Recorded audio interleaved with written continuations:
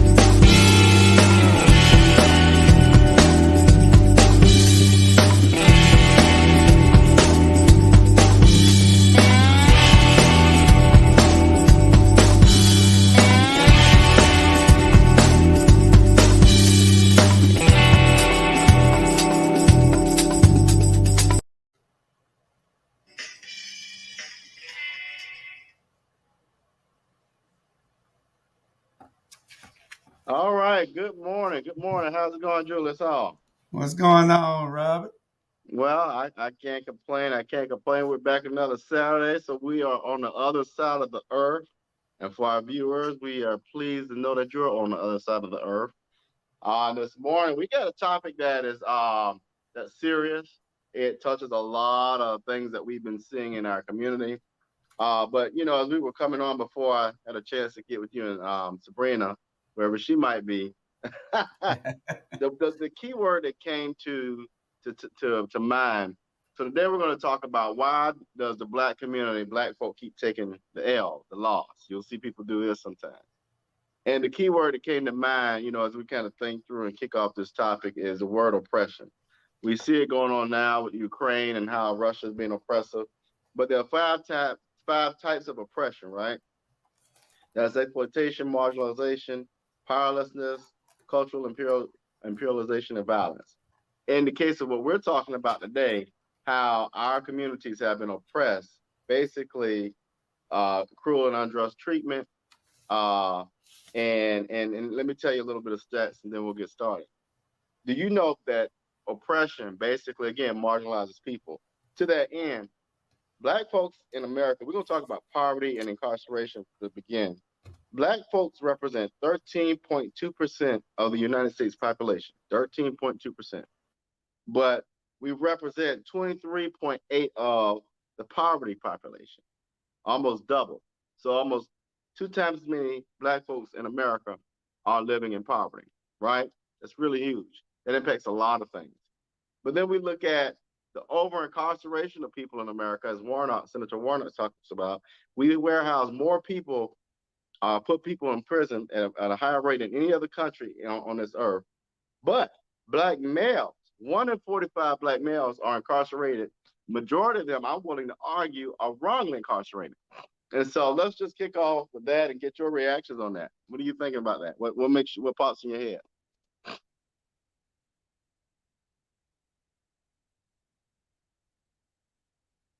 You ain't muted, are you? Make sure you unmute now. I was eating a lemonade to get this taste out of my mouth. Lord. Let me ask you something. You said what pops in my head about the incarceration part of Well, it? all of it. Just the whole idea of oppression that has led to a overrepresentation of Black people, not only in incarceration, but in the world of poverty.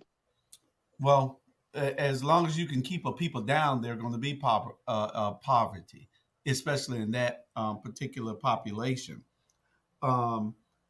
We make up 5% of the world population, but we also make up in the United States 25% of the world's incarceration. Right. But you only make up 5% of the world's population. but you make up 25% of the world's incarceration. We have over almost 2.5 million people incarcerated. 2.5 million people. There's a problem. Yeah. And I was watching, and I think I shared with everybody on Facebook and with this show and a few other people, looking at this movie called The 13th, a documentary. It is sad. It talks about how over and over this government has used language, systems, ideas, social constructions to oppress people. I'll give you a great example of that. Back during slavery, a lot of things that we see today in our churches and our neighborhoods, a lot of those were used to oppress people. I didn't know that. Sometimes when we see this in church or we see the ushers back in the day, many, many years ago, put their arms behind their back. That was stuff that the master created to oppress our people because we were taught not to dignify ourselves. We were taught not to respect ourselves, and we were taught to hate our communities. And so a lot of these things play into this role of poverty. That's why I'm always championing our older women who stand up for issues of poverty. Poverty has a huge impact. If there's nothing else more than a loss that our community has taken, is being systematically placed into poverty. Yeah. It's just a shame the that after all these years, there are systems still in place to hold us down.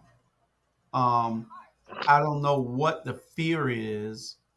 I guess the fear is just that if you let these people, I guess, when you figure somebody is stronger than you, if you figure that somebody has a better DNA of survival in them than you do, then you don't want that person to be ahead of you.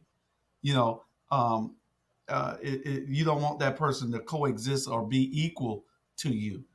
So there's something put in place uh, to um, to keep that person marginalized.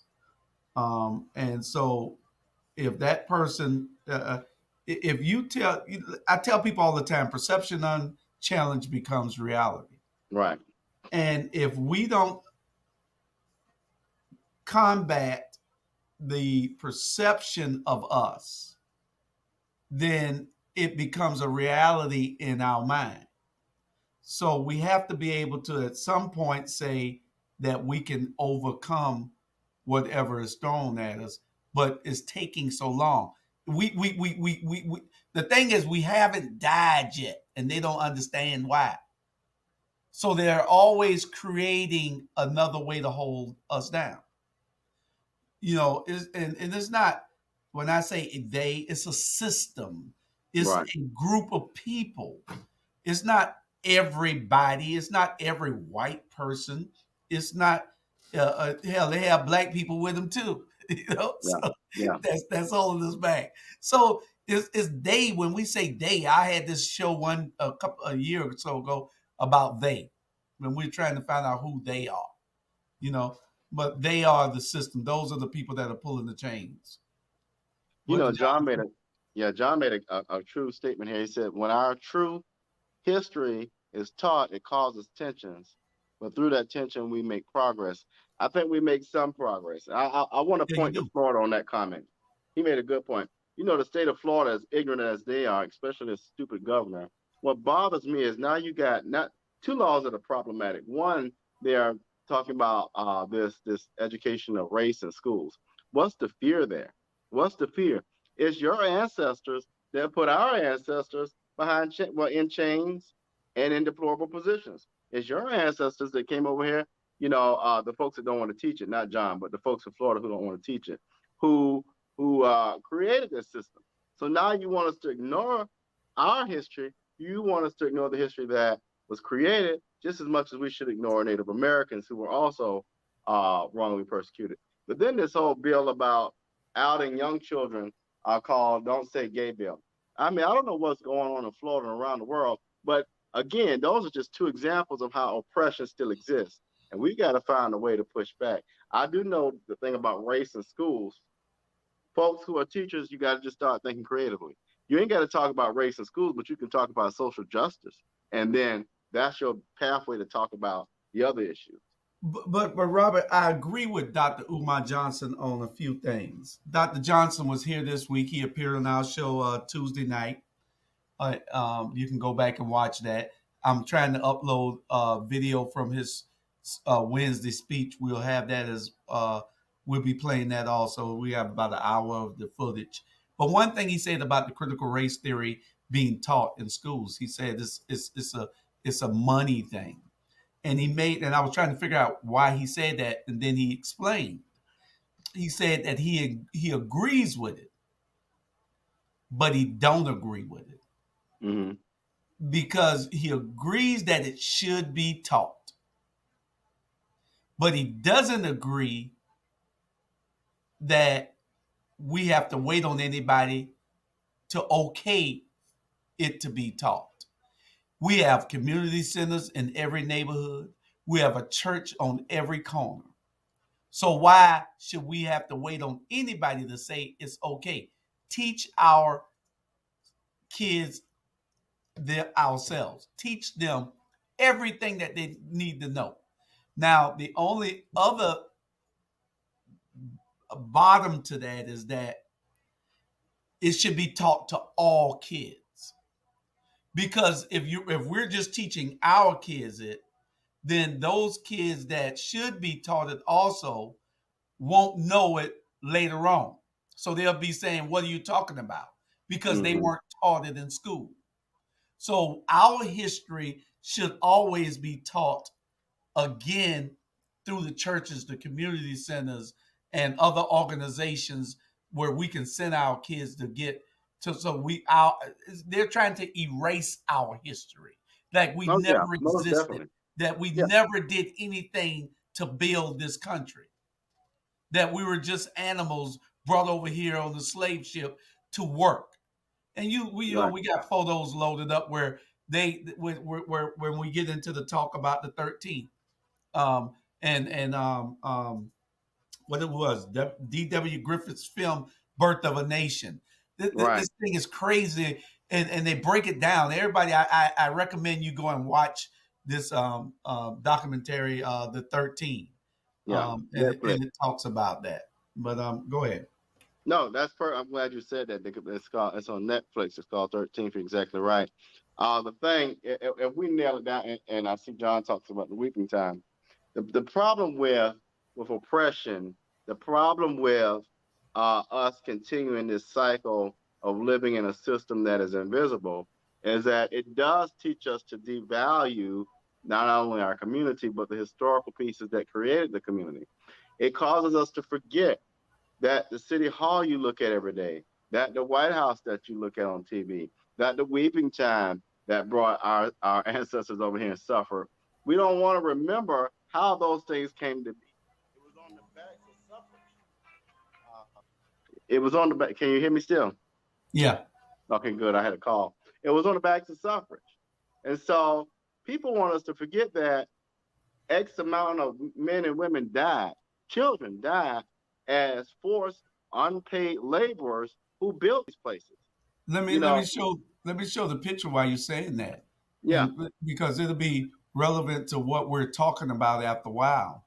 Now yeah, these are kids in the field. Look at this here.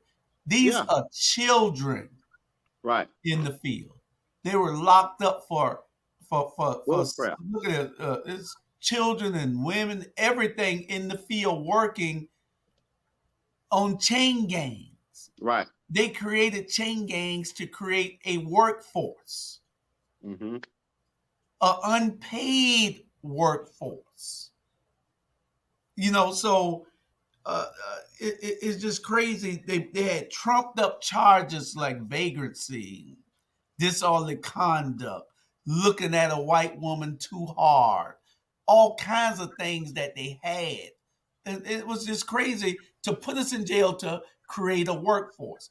And Right. people wonder why we complain. We complain because the playing field has not been leveled.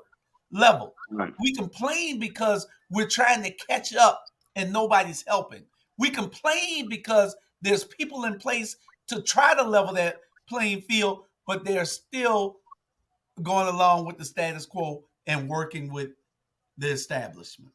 As you were talking about the documentary, the one interesting thing I heard on that documentary that was so powerful, they went from the N word, NIGGA, to the C word, criminal. So we couldn't use the N word anymore. So we just started using the word criminal. That's why people will hear me say, we've got to stop criminalizing nonviolent crimes. They used the drug war, the war on drugs which was really what Nixon wanted to create, the drug on race, the drug on people of color, the drugs on blacks. That whole drug on war, the war on drugs was basically a war on black folk. It was a war to get more black folk incarcerated.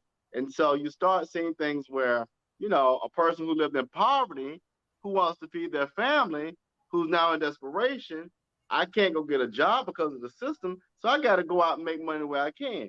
So that was a systematic way to then, now we're going to capture you and put you in jail for 30, 40 years. And you're really going to create this cycle of poverty that we see today. Yeah, and that's part of it. We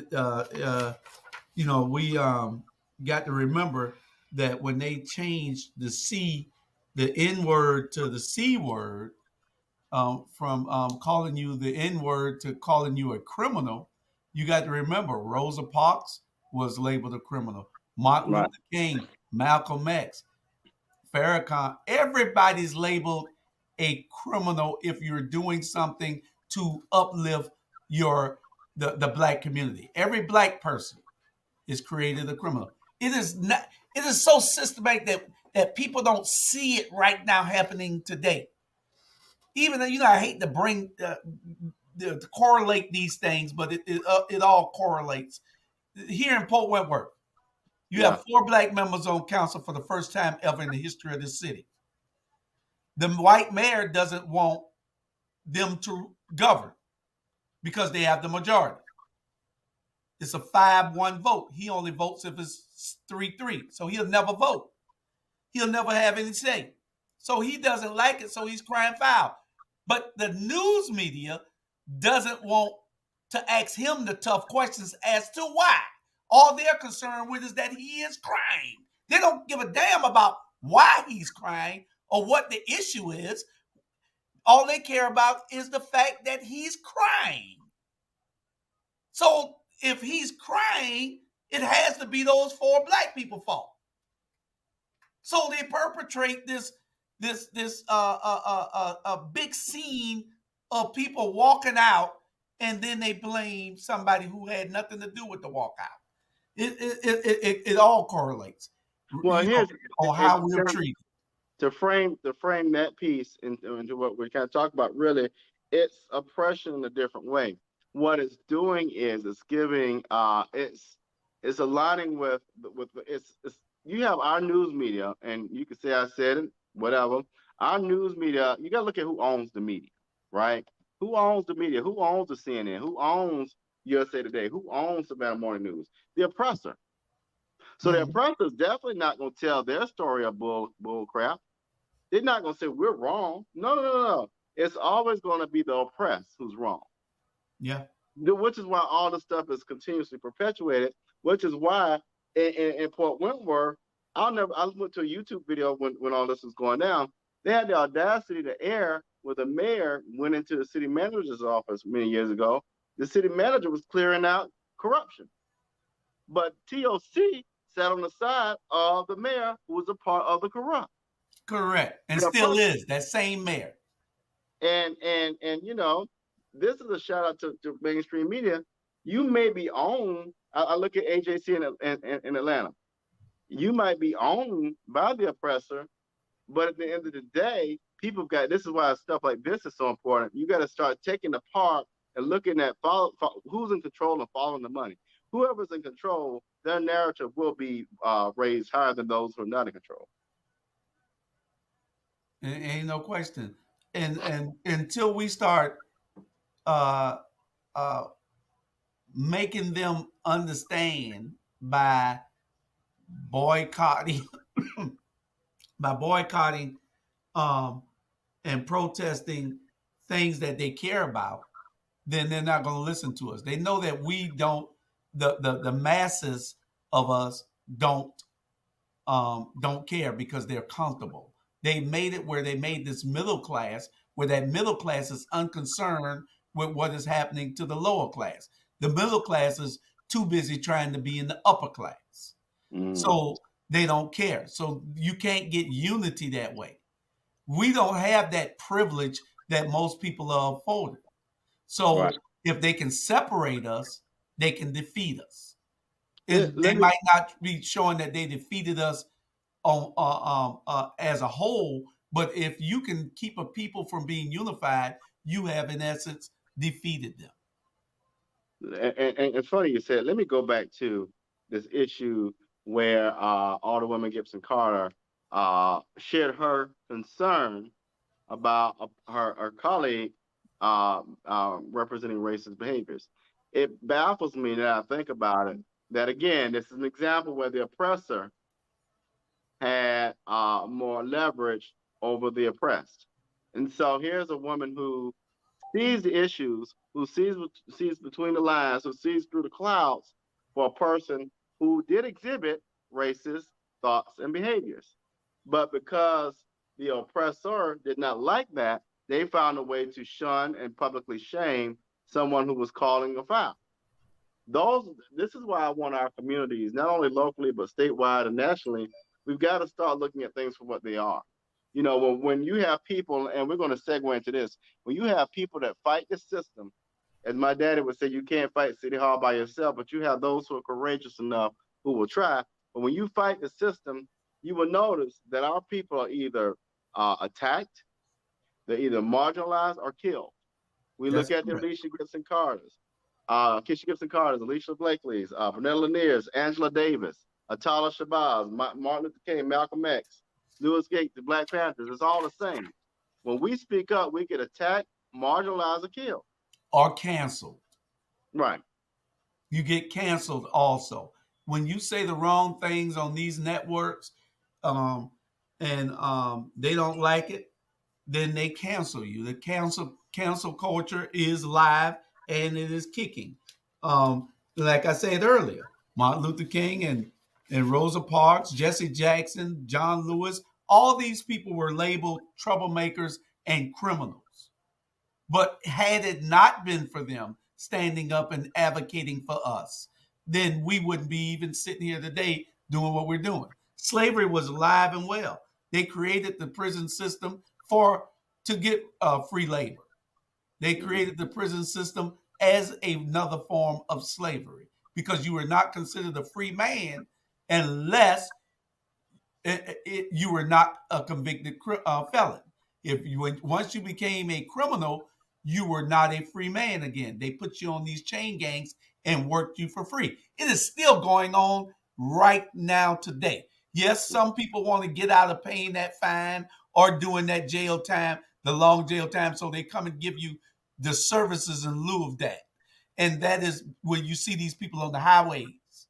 You know, in the federal prison system, when I first got there 30 years ago, there was you could go out and work in the free world. You go out, you left the prison every day and went and work on the army bases mostly, if you were connected to army base and to other places. You were cutting grass, you were fixing things. They had all kinds of stuff that you could do in the federal system as long as you did it on government property. You know, it's a prison system all over again. Well, it's slavery, I mean, all over again. Yeah, that's one of the things. Again, going back to this documentary, that irks my nerves is that it's not it's disproportionately people, black folk, right? And Mhm. so slavery has always taken on a new form, such as the NFL draft, such as prison systems, things like that. And we get put on a block and a virtual block per se, like the slaves did, and get sold at auction. It's just a different look. The thing that bothers me with the prison system that our parents don't see, and our communities don't see, and our educators don't always see, is the fact that there is a invisible pipeline to prison that we use in the third grade. And so what it gets even deeper, my people, You got privatized prisons. I want you all to check out this thing. I think it's CCT. And I know about privatized prisons because I have a family member that was in a privatized private prisons. And let me tell you how they exploit you. Again, oppression at its best. So I get with my buddies in the corporate America, and we got this group, and we're gonna work together because if I get the government to approve private prisons, my snacks, my phone calls, my technology, I can triple price it because now the price of that is going to be on the backs of the prisoners, the inmates who already are oppressed, and their families who are disproportionately people in poverty. See how that works? So now there's no way for you to dig out of the hole of poverty, and I'm gonna take a little bit you do got because I'm gonna wrongly convict or pressure your family member into a plea deal, even though it doesn't matter they don't do it, they didn't do it. But this government has promised me to keep people in my prisons. That's how this cycle and system works. And so what bothers me about these private prisons is, you know, I've been there. I've walked in these prisons. I've had the phone calls from them where a 5-minute phone call is $20 sometimes. A Snicker bar is $3. Now, Oh this yeah. this kind of stuff here, when are we going to start putting people in place around the table who are going to advocate differently and stand in opposition to this stuff? It's just gotten downright ridiculous. Yeah. Carl said this is nothing new. In the 1970s, there was a federal government city-sponsored neighborhood center neighborhood center called the Academy of Black Culture. I was a member of that community center. This center taught African American taught African culture and traditional studies, art and music, and that's what's needed now. We've gotten away from all those things, and all we want to do is give them a basketball. You know, we're failing to teach these young people coming up their history, and a forgotten history is a forgotten people, and a forgotten people will no longer exist one day. So you won't even be able to talk anything about the history of the black man, period, unless you're over in Africa. You know, you got to be somewhere else, not here. Let me show you how powerful that can be. So you all may know I do some work with Clemson University, and if you know anything about Clemson University, it is right on a plantation. The university, the main campus, is on a plantation. It wasn't until a professor, Rhonda Thomas, got to campus as a English professor that she started doing research and realized, slave labor built this campus. Not only slave labor, but I'm wrongly convicted youth and black folk built this campus. And so she dug and dug and dug. She realized that there are still people who, through storytelling in some of the areas around that school, were able to hold on to their history, but it had been forgotten by the oppressor. So then she comes to find out that beautiful stadium that y'all watch on Saturdays in the fall called Death Valley, there are graves behind it. Those are slave and laborer graves, black folks, and they were unmarked. And so her project now is called Call My Name. It recognizes that history that was forgotten, that history is not told in tours, that history about this being a plantation. She's replaced that. She's revived that. She's talked to the ancestors. She has talked to the black laborer families that they didn't forget the history. And so again, it gives you an example of if we don't tie into history in our local, state, and national communities, our history is being erased day by day. Yeah, and John said they choose to ignore difficult and ugly history. Japanese internment was finally understood for what it was. We are better off having acknowledged the terrible treatment of U.S. citizens. Can't go backwards, so what's the best path forward? And I believe the best path forward, I mean, you could go to drastic measures, but this country will never do it. You can try to create some system of equality and fairness. Uh, they think that's what we have now, but it's not fair to us. You can see that every day all over the news and everything that's happening. They allow killings to happen in these neighborhoods. If you know that a neighborhood is bad off, then you spend the money to get the crime down. These corners, our kids are dying on street corners. They're not too much dying in houses. They're dying on street corners. They're dying where there are a lot of people at, or more than one person, more than 4 or 5 people. This is where they're dying at on these street corners. So instead of the police patrolling these street corners more aggressively, they hang down the street waiting on the shooting to happen. When I was on the police department 30 some years ago, we used to jump out the cars on them, on the corners. But now, I guess since all the kids are carrying guns and they're all scared of the kids, they don't jump out the cars no more. They wait for it to happen so they can be reactive instead of proactive. And that's the difference in what's happening in our communities today. Police is reactive except for stopping people on the highways who they know don't have a gun. They rather stop and give a ticket than to stop that car with that gun in it. They know that older person with driving that Mercedes don't have a gun in it, but they rather spend time doing that while they're shooting over on 36 and Burroughs. It don't make no sense. While they're shooting and killing on the streets corners of West Savannah, which don't make no sense. And the police department is less than 5 blocks away. It don't make sense. Patrol the areas, increase your patrol. Make them get off of these corners. People are not complaining about you making them get off the corner. What they're going to complain about is how you treat them when you get them up. Just make them get off the corners. They don't want to go, then they got to go to jail. But it's got to be something else done. Well, without violating people's rights. yeah, I'm going to respond to John's question as well. I think we got to start with sensible public policy, right? And I'm going to use maybe Savannah for an example because I'm very familiar with it. I grew up there. Hell, we got to start with public policy. One, at a federal level, I'm not necessarily saying reparations, but we've got to level the playing field. We need a minimum wage that makes sense and to lift people out of poverty. Anybody in poverty is going to contribute to crime. That's the bottom line. We haven't gotten that by now, and we some dumbasses. Excuse my language, but it's real.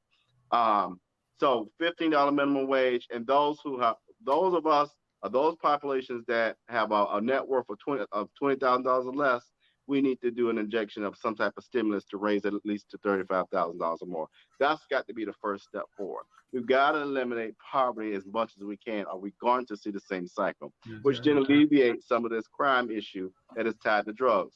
We've got to stop jailing people for drug activity. Drug addiction and drug usage is a health problem, not a criminal problem. When are we going to realize that? Nobody gets up in the morning time wanting to be addicted to anything. Those are health issues that are behind that. When are we going to get it? I don't know.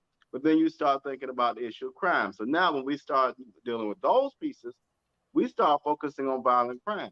Violent crime, I just cannot stand for. Rape, killing, murder, all of that, we just can't stand for that. But then we've got to eliminate this over 2 million people in jails. We got to eliminate that. Those are 2 million people that taxpayers are paying on.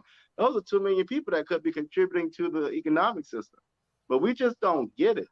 But then we got to start putting people around the table in communities, our YMCAs, our churches, our community centers, our local leaders, to talk about real solutions to impact our young people and get them engaged in something productive.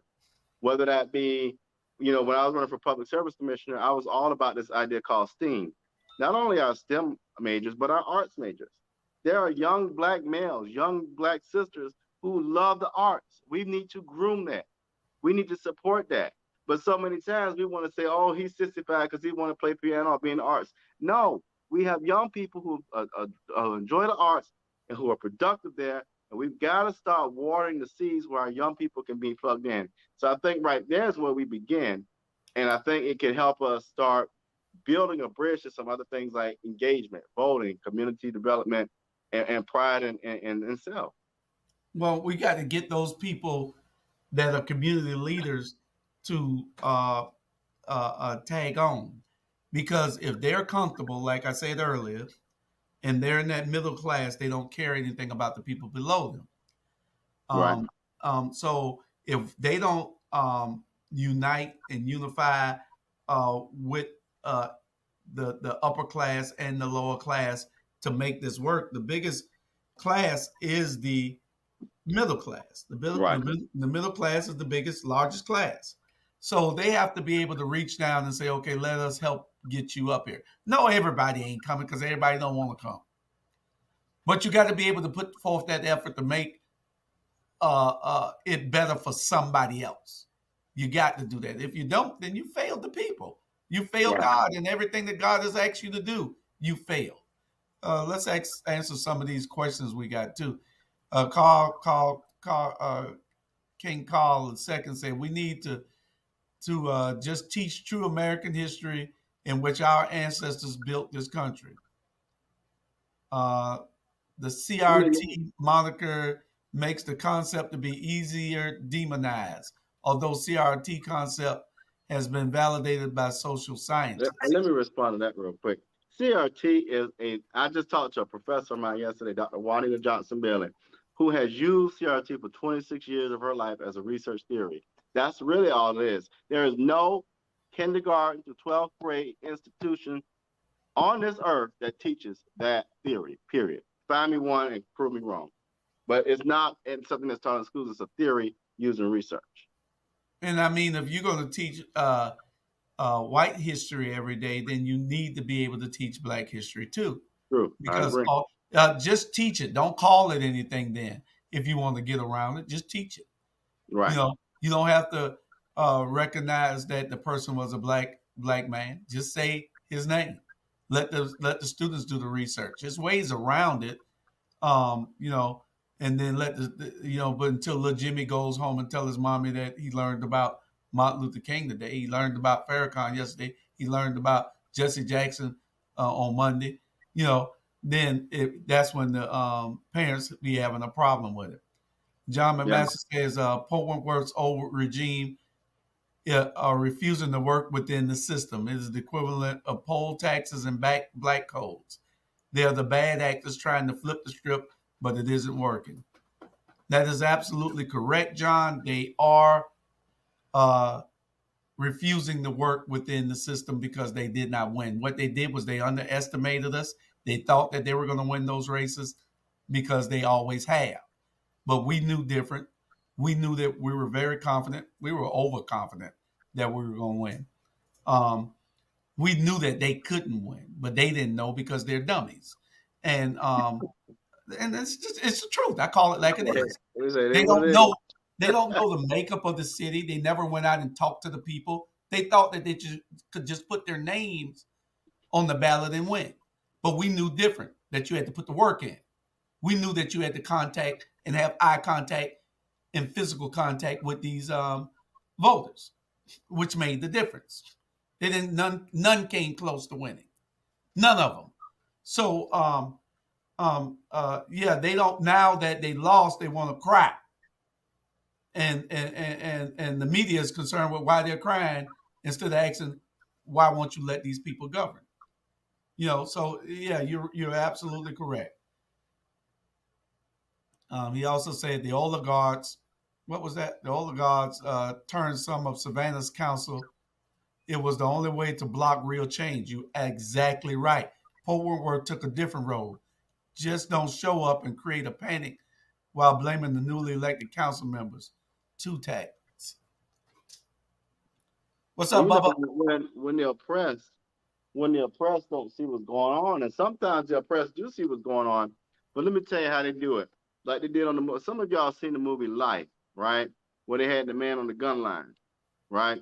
So nowadays we have, aldermen, and I used to see the Savannah, two of them in particular, that on the gun line, boss, and don't see that past that check, you ain't nothing if you don't respect your community. I don't give a doggone what Kessler may give you in endorsements. You need to protect your people at all costs. You need to protect your community. Ain't no amount, ain't one. You can't give me $1, no 1 million, no 1 trillion to turn my back on my people to look good in your pictures or to sell on your sailboat. It ain't worth it. It ain't worth it because at the end of the day, your integrity and your commitment and your word are the only things you carry. That's correct.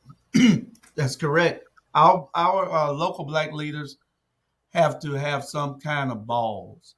I don't know whether that's a good word to use, but Kahuna, they got to Jay have. Jones would say kahunas. He would say You got to have soccer some ball. big, You mean soccer big, ball. Yeah. big kahunas. And if you don't, then you're just advocating for yourself and advocating for somebody other than who put you there. Those people that they're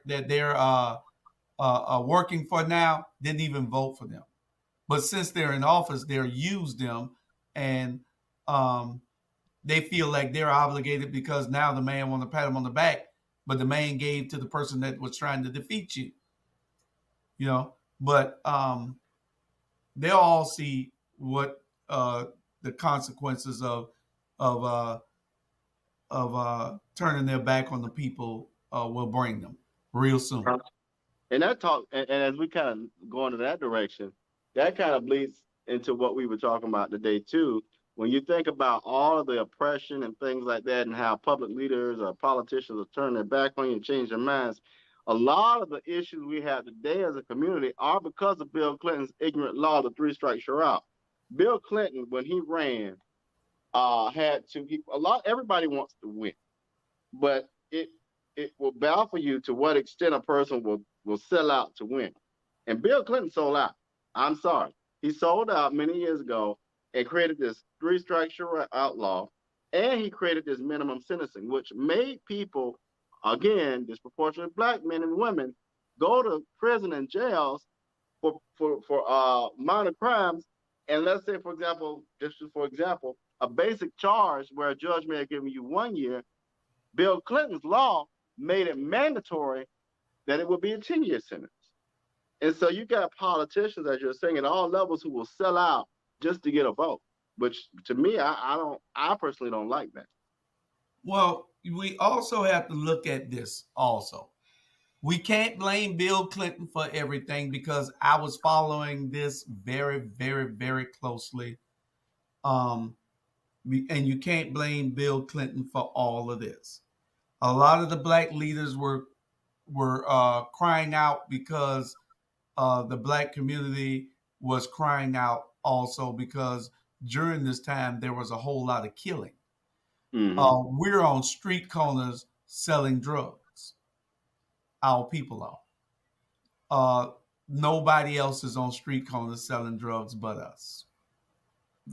Take a look. But Go into the other communities. But who made that happen? But Again, listen. We don't have to. Hold on. We don't have to do it. They don't have to be on the street corner selling the drugs. They have devalued our life so much, programmed us so much, right, that our lives are worthless to us. Right. So we don't mind killing our brother over nothing. You're right now. Over nothing. 2 people got killed out in West Savannah in the last month over nothing. I know. Over nothing. And so that's because those young kids, they don't care about the value of nobody's life. You know, and if they don't care about the value of nobody's life, then they're not going to give it any value, so they'll take it. But what I'm saying is, I'm not blaming it all on us. Because somebody has to bring the guns, somebody has to bring the drugs, somebody has to have those talks. And this person the kingpin just didn't come up with the idea. I can sell these drugs. He had to have a talk with somebody who got him. Mm-hmm. So it's deeper than what I'm saying. But what I'm saying is we don't have to do it. And we have to be able to take back control where we can relay this to our kids, to those young people out there that are doing it. But our community, when they cry out because they see so much happening, just like right now, we have the new Georgia gang violence law. Some new gang law. Mm-hmm. And they talked about it for a whole year or so, drumming it up because the gangs were getting out of control. Now you got 47 men up in Upton County, Georgia, arrested on charges for just being on the phone. Never did anything, just on the phone. Made a call because their partner, who they're monitoring in prison, called him and told him to send him some money. They lock him up. So it is a lot of drummed up charges being for these new laws, because we cry out to our legislators. It's easy to get a law passed against black people. That's the easiest law you could ever pass. Right. Because it's a system in place that are looking for new ways to lock us up. Right. So it's easy to get that done. You know, you have some people talking about wanting accolades for the laws that they created. These laws were created to harm our community. Yep. In the disguise of helping our community. But it's easy to get those laws passed because we cry out after we see something that we don't want to unite for to stop. We can unite to stop a lot of the things happening in our communities. This is what Keisha Gibson Carter and Alicia Blakely and Bernetta Lanier and others are saying. But we not getting together. Alicia was on the corner the other day telling the people, come to City Hall and cry about what y'all are telling me. Just don't tell me on this corner here. Come here. Right. I'm your voice. I'm saying it every day, but I need y'all to come and say it. She got so frustrated because they wouldn't come. I can't go fight for you and you not going to help me fight. Amen. She right. So she that's right. The problem. I think, Carl. I think you might want to keep going, because I agree with you. You're right on point. One of the things I will look forward to, and I'm gonna claim it when elected to join Keisha as mayor. I said it, and Alicia and Renetta, is that we've got to use city funds, grants, and all that to make sure that all of these things we're talking about, we begin the solutions. I go back to Carl's comment where he says basically Bill Clinton and Ted Savannah. Basically, what he's saying is at a federal level, how do you impact the local level? Well, we gotta sweep around our doorstep first. So Carlos is exactly right, and you're exactly right, Julius, and that there is funding there. But when you got the oppressor sitting at the table with other oppressors and don't want to be fair about the funding, or would rather put bricks on Broughton than fight crime, and you got a police chief who's not from the area, so while it does matter, it doesn't matter. You got to have people at the table at the city council level who's going to work with the city manager and put that funding in real solutions. I love a pretty Broughton Street. When I grew up, there wasn't nothing on Broughton. Nothing going downtown. But there's something to be said when Kessler now owns most of River Street and our black folk getting killed in the streets every day. Something wrong with that to me. Yeah, that's right. That's right. There's something wrong with it. And see, you are aware. You woke. And a lot of people are woke, but they're asleep still because they're sleepwalking, and people think that they're woke. You know, but what it takes is us having to take the time to say, you know, I'm off today. I'm going to find out where I can be engaged and involved. And we don't do that. We don't go to no meetings that we want to get involved in to see change, positive change. We don't call our legislators and ask them that to put certain laws and rules and recommendations in policies. We don't do that. We just let everybody else do it for us. And if you let somebody else do it for you, then it's never going to be done the way that you want. And you have to be engaged and involved. And that's just the message that we have to start telling people. We have too many people not voting that can change the laws and change the way things are done, but they don't want to get involved. Jay Jones has an awesome series called What If on his show, It Is What It Is. And he gives you the what if. What if you came out and got involved? What if you went and voted? You could change everything, but you just got to get involved. You got to want to see the change, and you got to be the change. So I like you said that. How do people get involved? I'm going to share my ways, and I want to hear your ways. I think here are 3 ways you can get involved for our viewers. contact your neighborhood association president if you have one. If not, contact your two councilwomen at large. The reason I say at large because they are more engaged with the entire city instead of just the districts. Alderwoman Alicia Miller Blakely and Alderwoman uh, Keisha Gibson Carter, who can point you to directions to get involved. One of the things I love about Keisha, she started a cleanup program for our neighborhoods. That is so important because if your neighborhood has tires and TVs and things all dumped all over, it's being torn down. Once it's being torn down and crime infects it, they want to regentrify it. So kudos to her for doing just small things like that have such a huge impact. So get involved by contacting your neighborhood association, your alderwoman, or your local community centers. Demand that those community centers have real leadership and that they're open. Those are just three ways I see that people can get involved today. What do you And think? there's a couple of things that have uh, contributed to the demise of our community and has put us in this sunken pit.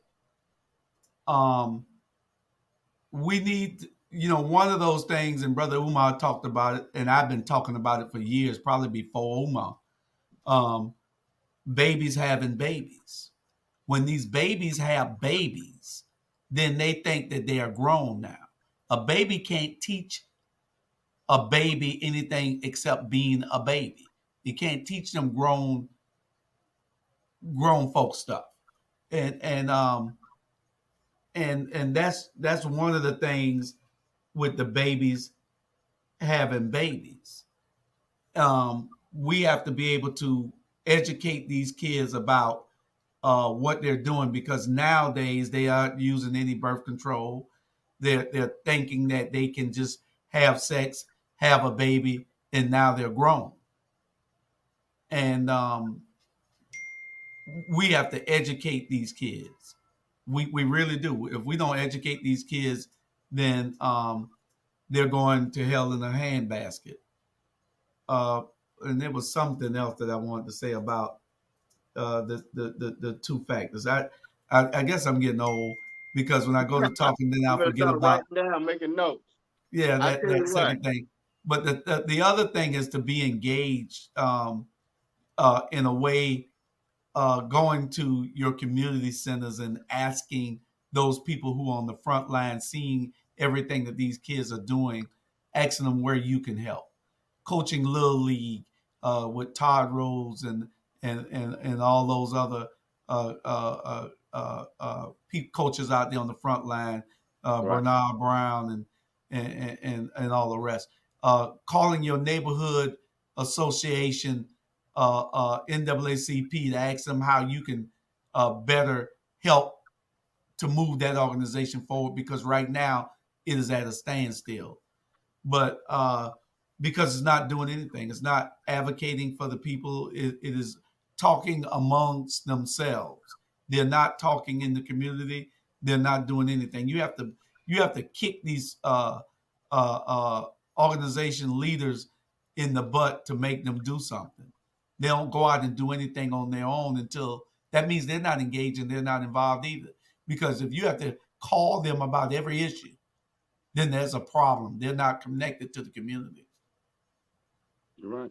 I know you had two more images from that documentary. Why don't Oh you pop yeah, those up and let's talk through those, and that'll probably close us out. But y'all definitely go check out the documentary 13. It's on. That's the one you already showed there. But go ahead. that's them building the railroads there. Look at it. They got their pans out so they could get food, you know, and it's just crazy. Here, I don't know what this is. Like they're building a highway or something. I don't know what that is, but uh, it's a lot that needs to be done. These pictures speak volumes. Yeah. They enslave us this way. They got around slavery and they put you back in slavery this way.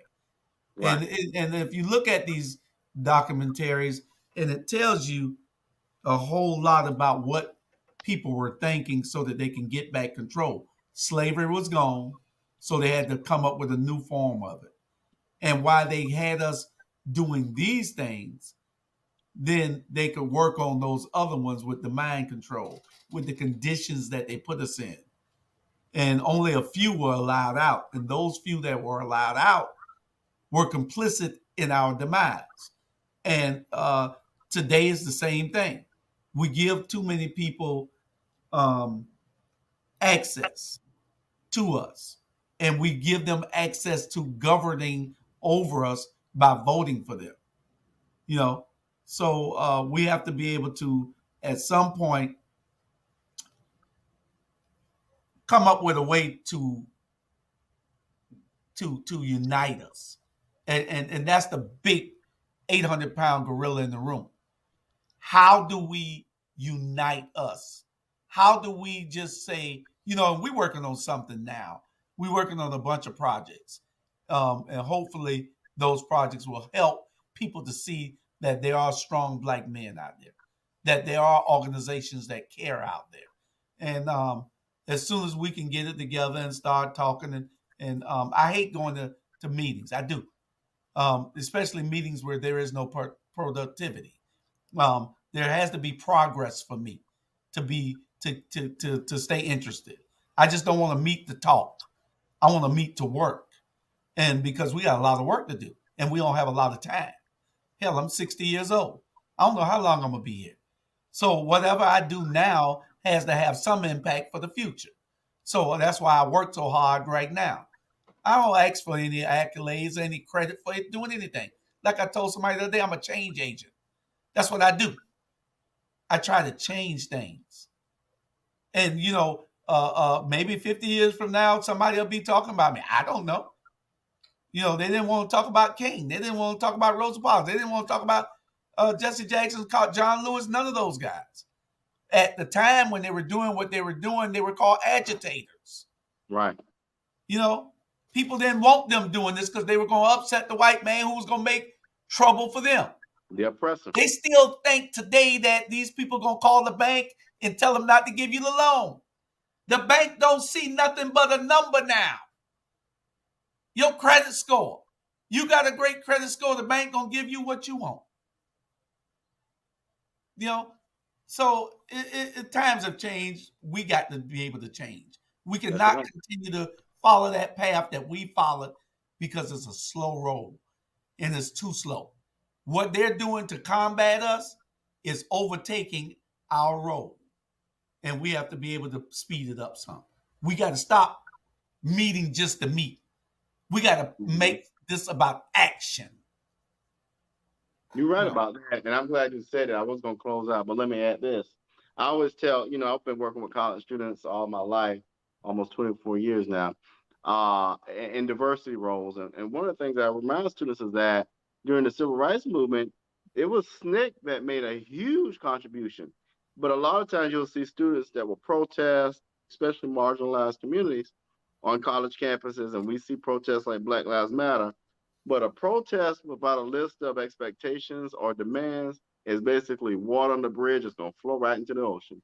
You got, like you said, if you're going to organize, you got to have some measurable outcomes that are demands or things that you want to see different. And without that, a meeting is just a conversation without any goal. And so anybody, I implore you, I think civil disobedience in the right way is needed much more. But if you're going to be civilly disobedient, you better come with some demands, because it's so interesting how, going to the jails before King and them came out, going to jail was a bad thing.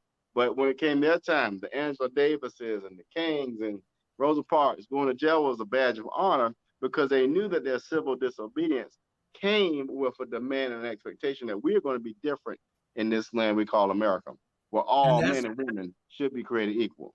That's correct. And that's what sacrificing yourself so that somebody else can gain. And that's what it's all about. Our leaders have to understand that. Trump brought back what the racist whites call the good old days. Mm-hmm. They love to talk about the good old days. The good old days were not good for us. And if they come back, they will not be good for us again. And people just don't see it, Robert. But it's a diabolical plan that Mm-hmm. they get. Even check out what they're doing to us now. Every leader that they put in front of us has one thing, whether they male or female, black. A black male that they put in front of us, a black female they put in us, what do they have mostly? A What's that? white spouse. Mm. It's a systematic mind thing that they're putting in front of us. The only one that's good enough to be there is one with a white spouse. Wow. Check it out. All you got to do is look at it. When they That's put these people yeah. in front of you, Google who their spouse is. There's nothing wrong with integrating marriages. But when they do this, it's a reason for them doing it. Well, funny you say that because when they put Barack in front of you with a black spouse, you hear monkey, you hear all these names, but you don't hear it with Kamala. No. And you ain't going to hear it with the Supreme Court justice that they just put. Clarence Thomas. You know, it's a lot of people that they put in front of you in these high positions. They do the background checks, and when they go down there and say, "Oh, white spouse, put him up there, or put her up there," you know, that is the way that the game is played, and it's to make us think something totally different than what it really is. They're putting these people in place. Those people most times don't have our best interests at hand. They're not. They're going to look at the world as since they have arrived, then everybody else should have had the same opportunities that they had to get where they at. That's not true. This country Yeah. isn't at that level yet. You know, so we have to be able to tell Biden that no, this lady is not who we want. Find somebody else. You know, find somebody else. And we don't want to put her aside because she's married to a white person.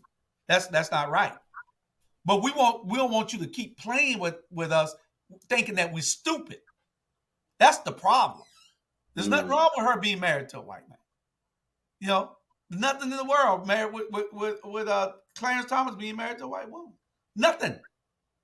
We're not prejudiced, but we understand that until you show our kids that they matter and that they don't have to have that, then you're still controlling us. You're still controlling the narrative. We have no control over that narrative that's being pushed to us. None. You know Yeah. why? Because our leaders won't stand up and do a darn thing about it. The church is responsible for 75% of what's happening to us because if it was in the church, started where it needs to be started, where they can stop worrying about being a damn 5013C or something and getting a tax break. Damn taxes. You're making enough money to not have to worry about taxes. Umar Johnson said any church taking in $250,000 a year and don't have its own school or bank is pimping the people. That's what you're doing. You're pimping the people. It's That's crazy. deep. That's You deep. know? But two things that you said that in that I think the church was so tied in back then because you had Jesse and Martin and a few others who were in the clergy and who were very prominent in leading social change. Nowadays, we're looking for that leader, and here's a news flash, folks. That leader will no longer exist. It goes back to what you said earlier, Julius. This is now a shared collective social change movement that each of us watching, that our neighbors, that you and I, we share this movement for. Black Lives Matter, I think you mentioned it. It's a decentralized movement. There's no longer this centralized ideology of one or two or three people moving the narrative forward. If you don't do your part, if you don't implement the gift that God gives you, whether it's through voice, writing a letter, making a phone call, posting a social media thing, if you don't do your part, then who will? Is that you talking about Bible stuff? If you don't come to the table with the gift that God has given you to be a part of the social change movement, there is no one person that's not going to move the narrative forward for you. And so what that means is, what it looks like is, until you get up and stop being lazy and afraid, our brothers and sisters still live in poverty. Until you get up and stop being afraid, our young brothers are going to prison at the disproportionate rate. Until you get up and do your part, our young brothers and sisters continue to live in this cycle of poverty and self-hatred. So when will you get up and do your part and stop looking for that centralized leader? Because that person is just not going to exist anymore. That's correct. And it is about us being able to now connect the dots. We have to be able to connect these dots. We have to, because you and I working in a group that we're in, and you have a group working against what we're trying to do, or you have two other groups working with what we're trying to do. We all need to unite. You can keep your organization. We just need to be able to work together. Right. It's about us networking and working together. And it ain't got to be a all black organization. You got Better Savannah that is all about policy and getting things right. They tell the true story about what's happening here. You can think anything you want to think about it. Mm-hmm. But one thing they are is fair. You can bet your money on that. When John and Chuck do something, they're looking at it in a position of policy. What's better for the police, for the people, and for the community? What's better for the whole city, this county, this state? So I advise everybody to don't just look at black, because we have too many of them selling us out, but look at everything. Right. And Better Savannah is one of those vehicles that you need to look at, along with what we tell you here on this program. We just give it to you. We give it to you so you can look at it in a different way. It's our perspective from what we see is happening. And you're right, John McMaster's united. We have to be united. And therefore, once we're united, it ain't about none of us. And that's what people don't see. It ain't about John and Chuck. John and Chuck giving you information to try to do what's right, to make the right decisions, informed decisions on who really cares about you, who's not being taxed properly, who's being undertaxed and overtaxed, who the burden belongs to. And we give you all the information so you can go back and look at all this, and along with them. It's connecting these dots. Us with Better Savannah.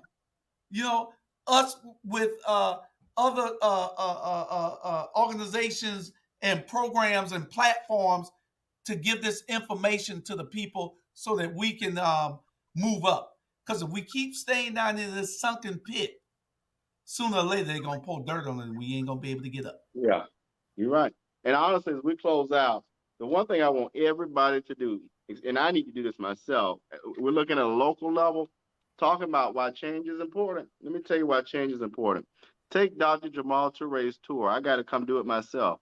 And it's my understanding on that tour, you'll realize what has been taken from your community and why it is so important that if you don't get involved, as we talked about, that more will be taken away. So take Dr. Jamal Touré's tour. Julius, do you know how to get folks tied into that? It's Day Clean Tours. You can contact Dr. Touré on this platform, or you can look up Day Clean Tours. Dr. Touré is on almost 4 or 5 shows weekly. He's a great part of how this network is still surviving with warriors like him and Dr. Smalls and you, Robert, and Bernard Brown. We're and Jay Jones. We're on all these shows doing it every day. We're black men on the front line, and we're trying to make a difference. So you can, like Dr. Bryant said, take that tour. It is enriching. It will enrich your life. Believe me. I was so informed when I went on this when I went on the tour. He has a walking tour right now because of COVID, but since the COVID numbers are down, I'm sure he'll go back to doing the driving tour, because you want to be able to cover a whole lot. You want to be Yeah. able to go to these sites with what he's talking about down in Yamacraw and Woodsville, and Garden City, and all throughout the South Side and East Side. He has a vast amount of information to give to you, and it's in 3 parts really, because he can't do it. It's like a 6 hour tour, but the first tour is just it's 2 hours, 2 hours, 2 hours. But it's a lot of information that we need to get out to the community so you can be involved and informed. And we appreciate everybody that's here. We need you to share, support our sponsors, uh, give us the tags to the bottom. I think they got the new feature where you can give us some stars. That way you can support this program by just giving us stars. Uh, Mhm. those stars help. You can see it at the bottom of the screen. It helps support this platform, help us to continue to give these programs every day. We got everything. And Robert, I know you kept saying about to go, but you told me it was an hour and a half. Uh, You fine. but You doing good. and I was trying to go to that hour and a half, but because we need to really tell the people about all the programs that we got. No, go for it. You good to go. Yeah, we got on Mondays. We and some of these programs we got about 4 or 5 that's starting up. Um, Profiles in Black Business. That's a show that we're going to be starting up. Limitless Living. That's a show with Diane Williams Scott, a realtor. She'll be doing that show pretty soon on Mondays. On Mondays at 7:30, we have Candidly Keisha with all the woman Keisha Gibson Carter, who's now running for mayor of Savannah. On Tuesdays, we have our vulnerable communities. We have done about 10 episodes of that, but we're going to get back to doing that because we have so many things in our community that needs to be addressed. That's at 10 a.m. on Tuesdays. At 6 p.m. on Tuesdays, we got Natural as F. Yeah. And with Natural as F, um, we we that's a health show. That's a health show out there so that we can try to get our community healthier. Um, that's at 6 o'clock every Tuesday. On At 7 o'clock every Tuesday, we have Vaughn Jackson with he's the love alchemist. He has Living Proof. That's a relationship and social issues program for our community. 8 o'clock. I know she gonna call and cuss me out. Alicia Miller Blakely on her platform, but she's a part of this show. Okay. I mean, she's a part of this platform, so you can catch Alicia every Tuesday. She's bringing it to you live from a studio. On Wednesdays, you have a new youth show called Tribing It. Congratulations to them folks. Yeah, you need to tune into that because that's part of what we got going for the young people. Now we got two new shows for young people, and then on Wednesday at 6 we got Dr. Torre, Dr. Jamar Torre with Run Tell That. We got the Rabble at 7. We got Unjust with Shantae McLaughlin. Well, number one show now, Shantae. Yeah, she's the number one show right now. Unjust. Very proud of her.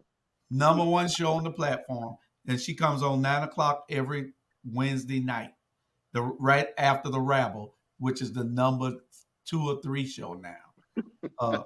So after the Watch Dawgs, this is one of Look, the as long top as we beat shows America here. After Dark, I'm happy. But I'm gonna kill you. On Thursdays, you got a number of things to watch. You got 5 different things to watch on Thursday. You got Mona Lisa Monroe at 10 o'clock in the morning. You got with the Mona Lisa Monroe show. You got Taking the Journey at 6 p.m. with the Butts, Craig and Sharon. You got at 7:30, you got 2 shows. You got 2 therapists and a microphone at 7:30 on this platform, and then you have on Better Savannah's platform the Better Savannah show. So you got those 2 shows at 7:30. At 8:30, you got the Ebony Sports Reporters. We try to do sports from our perspective. we dig deeper into it. We talk more about it. We just don't give you the numbers. We give you the information inside of it. On Fridays, you got financial sins at 1. You got incarceration and financial sins. That's with Pastor Murray. You got Florence Glover and Tanya Scott Pilcher. They give you great financial information. So we try to give you an array of everything on here. On 6 o'clock on Fridays, we got incarceration to incorporation, and that is how we try to connect the dots for those returning citizens. Because once paid, a debt is no longer a debt, and what we try to tell them is you can go anywhere from here, from where you at, where you touch down at. That's where you can start your new life from. And So that's 6 o'clock every Friday. It is what it is with Jay Jones. I talked about him earlier in this broadcast. He gives you the what ifs. He tells you the things that we need to be doing. He gives you uh, uh, your uh, uh, your rules of engagement, so you can get involved and know where to go to get involved. If you want to know how you can get involved, tune in to It Is What It Is. Jay Jones will tell you everything that you need to know to be involved and get things moving in this city, in this county, in this country. Yeah. He talks not just local, he talks everything. Right. And at 10 o'clock, you got the number 5 show. The number 5, yeah, I think he sunk the number 5. America After Dark. America After Dark. You about Come number on, man. 5 But right now, Bernard. He took over at number 1 for about 2 weeks, but he down to number 5 that was because Unjust, 2021. Rabble, Keisha Gibson Carter, and the Watch Dogs are all ahead of. I got the numbers, so y'all got to tune in to America After Dark on Fridays to wind down, drink you some wine, drink your favorite beverage, rather, whether it's water or whatever, and wind down and listen to some real men talk about issues in this country and dating and uh, all kind of things. I ain't gonna need to say, but you get laughs out of it also, and because Lord. it's like humor. And you see a lot of us on that program also. The funniest person on there is probably Jamal with his crazy self, Dr. Torre. Um, he's not funnier than James, but he's pretty funny. Whoa. We got Saturdays. You see, we got a lot of shows. It's 26 shows. 22 of them are airing. We got 4 more that'll be airing in the next couple of days. Saturdays, you got the Watch Dawgs, the show you're presently watching right now, every Saturday at 12. Y'all see how we do it. 4 o'clock on Saturdays, either starting next weekend, I believe. Speak Freely with Nay, the host with the most. She's from New York, and she's a great, great, great personality. You got 6 o'clock p.m. every Saturday at 6 p.m. Y'all know the great Reverend Dr. Leonard Smalls. He gonna give it to you like you supposed to hear it. He gonna give it to you raw and uncut, and what Jesus told him to say. So Oh, Lord. listen to it. He don't hold back nothing. He tells you what is going on. Tell it like it is. 6 p.m. tonight. Political Action Committee. Unity Political Action Committee. It'll be coming on this platform. It's a part of our platform now. It'll be airing on this platform soon. So Pastor Smalls, he's a big part of why we're still alive and why we're still bringing these programs to you. Then you have Straight Talk once a month with Groover Thornton. Straight Talk. Groover has a big audience also. He had a pretty good following his first show, but he has a monthly show. We're trying to get Mr. Thornton to do a weekly show or a bi-weekly show. I'm going to talk to him and Ms. Gunn real soon because he has information that needs to be out. He's 88 years old, and he gives it to you like he's 38. You know, he's full of energy and, huh? He's a good brother. Yeah, he's full of energy and full of knowledge. Yeah. And we need to get that knowledge out. One of the things he told me, and I've been telling Mr. Charlie Brown this, he's not taking that knowledge to the grave. Amen. He's not. He said, I want to give this out to these people so that they'll know what we went through so they won't have to go through it. So, Mr. Thornton, we respect you, love you, and just keep doing what you're doing. Straight Talk Hopefully, it'll be coming to you more. But right now, he's once a month, 7:30s on Saturdays. I'm gonna try to get him to do more shows than that. On Sundays, we got 3 shows. Uh, um, Little known Black History Facts. That's a show that's coming at you real soon, real fast. Real soon, real fast. If you want to be a host of any of these shows, call me. I got 4 shows that's coming open, especially Little Known Black History Facts. You see how we do it here. All you have to do is present the Little Known Black History Facts to the people. That'll be a show coming on Sundays. One that'll be starting in the next 14 days with some great pastors. Uh, John Cox, Jamar Torre, my good brother out of 2 good brothers out of Atlanta that I will be talking to in the next couple of days. I don't want to call their names because I don't know whether they've already 100% committed, but they'll be giving out from the hood to the pulpit. From the hood to the pulpit. Y'all get it now. From the hood to the pulpit. It's going to be one of our shows. And one that will be coming back is Voices in the Struggle. Voices in the Struggle will be coming back pretty soon, and hopefully we'll have that ready. They both moved out of town. One went to Hawaii, one went to Virginia, and both left Savannah. So they'll be getting their show back together after a while and airing on Sundays at 7 p.m. And we also hope to have a nightly newscast. A nightly newscast. Brenda Roberts, you need to call me after the show, please. And we could talk about it. And check out Messenger. I connected you with our engineer / somebody will be good for the nightly show. Akeem McMichael, check your Messenger. It might have been Akeem, he needs to contact me because I want to get that nightly newscast, a 30-minute nightly newscast to report not just local but national news that we can use, because the local mainstream media doesn't give us news like we should have it. And we want to be able to present that news the right way. And Portland Work was an example of that. I had to get on the little young black girl, Alyssa Jackson, the other day because I say your reporting is slanted. You're not reporting correctly. You're not digging deep enough. And then Nancy Guam from the newspaper, I had to get on her and tell her, she said, well, Julius, I don't read the charter. We don't interpret the charter and make a decision. We only go by what they tell us. I said, well, then you're misinforming the people. I said, you should read the charter, find out what it is, get a professional opinion, because I'm sure the newspaper got attorneys, and get their opinion, and then tell the people what should and shouldn't be done. I said, nobody's trying to break the law. We only want to bring it to you fairly. So if you all are reporting what's wrong, you're not reporting it correctly. Yeah. So I don't know. Hopefully something will change. I called the news press and everybody about how they're reporting everything here. Even after the meeting Thursday, when they showed the clips, it made it look like everybody went up there was against the council, which has 4 blacks on it now. So it made it look like it's against the council. When 2 of those people that they showed were voicing their opinions for the council, but when they showed it, it looked like they were arguing with the council. So we got to be able to correct a whole lot of things. I know Robert putting the comments up. Don't y'all blame me. I ain't got nothing to do with it. Robert putting the comments up right now. What comment? Not me. So I know I see I missed 12 already. No, I got them. I'll put them up. Put them up. All of them went up.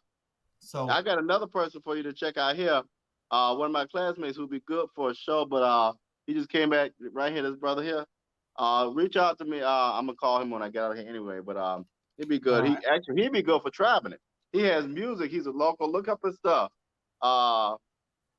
If you watch most of stuff, so we can look up your music. But he's a local artist right here in Savannah. All right, I'm gonna get.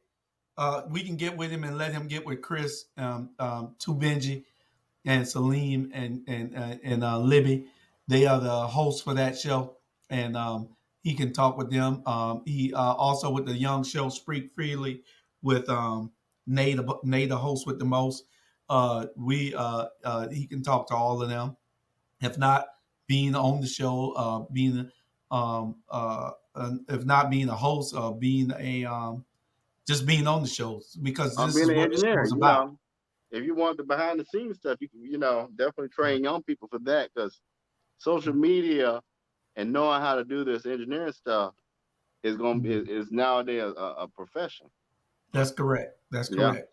yeah. I got a young hard-headed, well, I don't know where she at, 17-year-old. She supposed to be over there doing work, but I see she done got up, gone.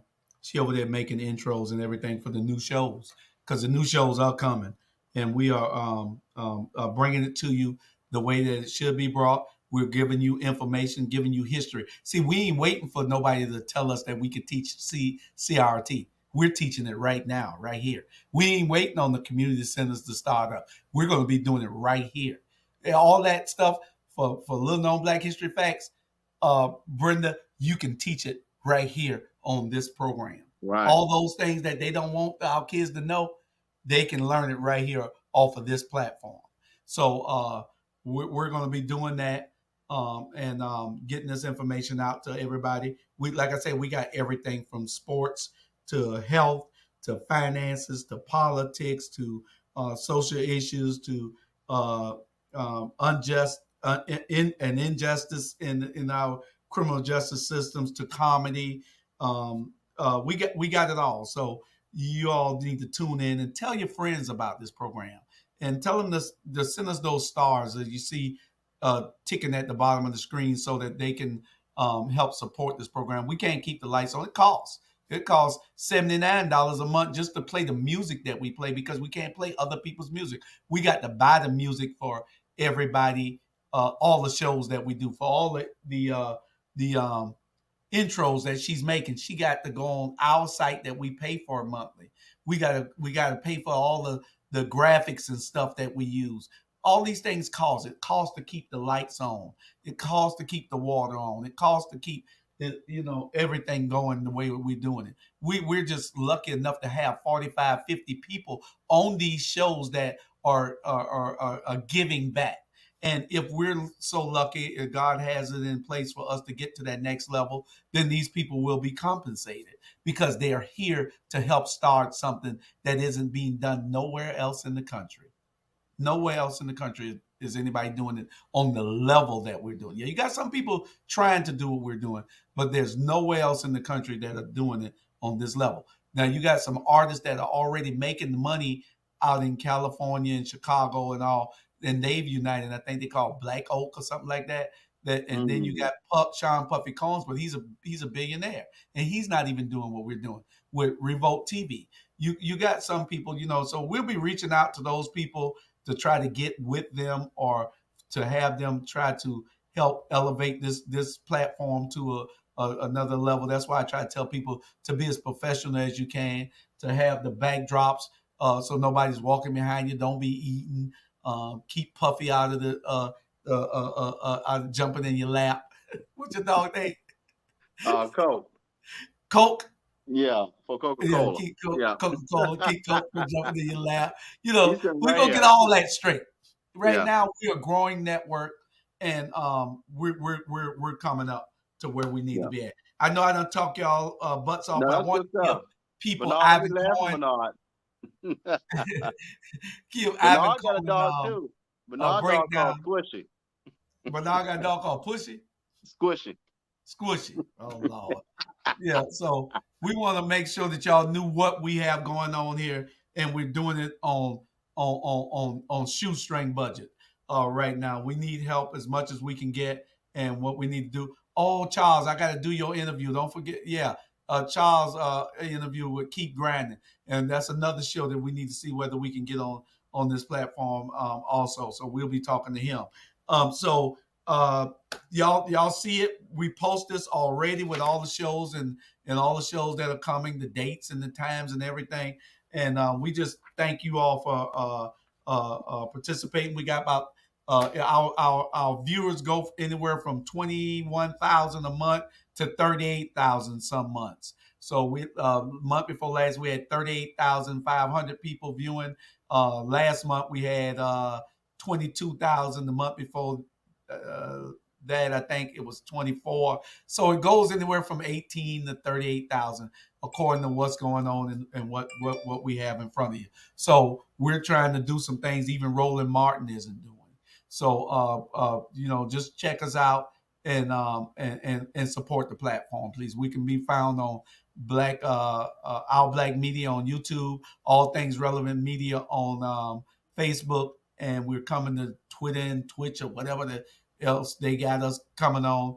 And you can look our Facebook up, which is going live pretty soon. OurBlackMedia.com is still being worked on. So when y'all look at it, don't say, oh, it's being worked on. But she's out of town and she'll be back and she'll finish working on OurBlackMedia.com. So keep out. I know I done talked for 20 minutes now. We're going to roll on out of here. We'll see good afternoon, and we'll get with you all later. Hey, JB got the cat. I don't know, Bernard or JB. I don't know who got the cat, but hey, I'll let y'all have that. We'll see y'all next Saturday. We'll be here at noon. And we look forward to hearing your, as you said, more contributions for the network. And we'll see you next week.